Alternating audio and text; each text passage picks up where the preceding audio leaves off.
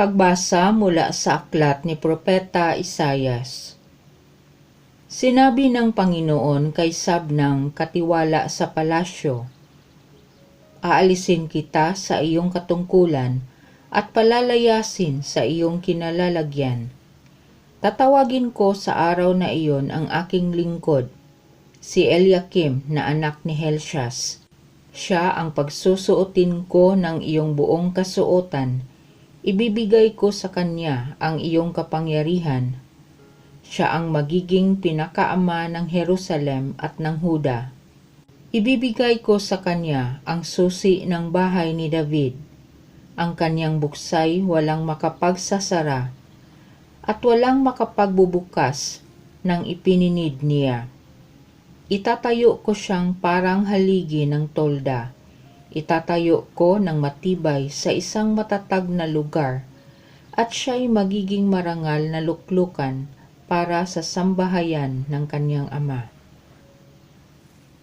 Ang salita ng Diyos.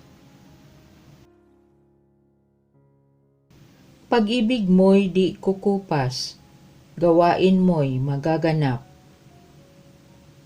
Ako poon buong pusong aawit ng pasalamat. Sa harap ng mga anghel, pupurihin kitang ganap. Sa harap ng iyong templo ay yuyuko at gagalang. Pupurihin kita roon, pupurihin ang iyong ngalan. Pag-ibig mo'y di kukupas, gawain mo'y magaganap. Dahilan sa pag-ibig mo at sa iyong katapatan, ika'y tunay na dakila pati iyong kautusan. Noong ako ay tumawag, tinanggap ko ang tugon mo. Sa lakas mong itinulong ay lumakas agad ako. Pag-ibig mo'y di kukupas, gawain mo'y magaganap. Dakila man ang poong Diyos, mahal din niya ang mahirap. Kumubli may kita niya, yaong hambog at pasikat. Ang dahilan nito poon, pag-ibig mo'y di kukupas, at ang mga sinimulang gawain mo'y magaganap. Pag-ibig mo'y di kukupas, gawain mo'y magaganap. Pagbasa mula sa sulat ni Apostol San Pablo sa mga taga-Roma. Napakasagana ng kayamanan ng Diyos. Di matarok ang kayamanan, karunungan at kaalaman ng Diyos.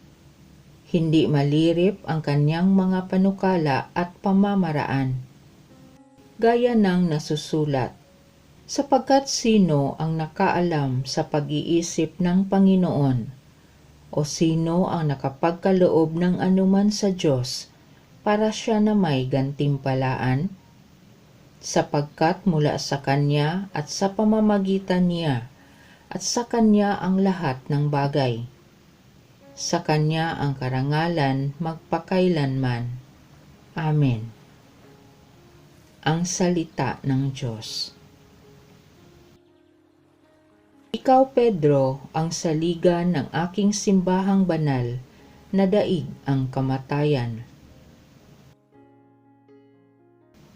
Ang mabuting balita ng Panginoon ayon kay San Mateo.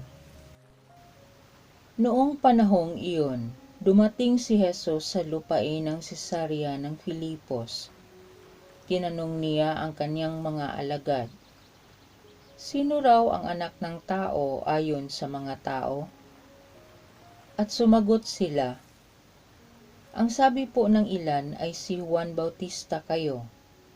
Sabi naman ng iba, si Elias kayo.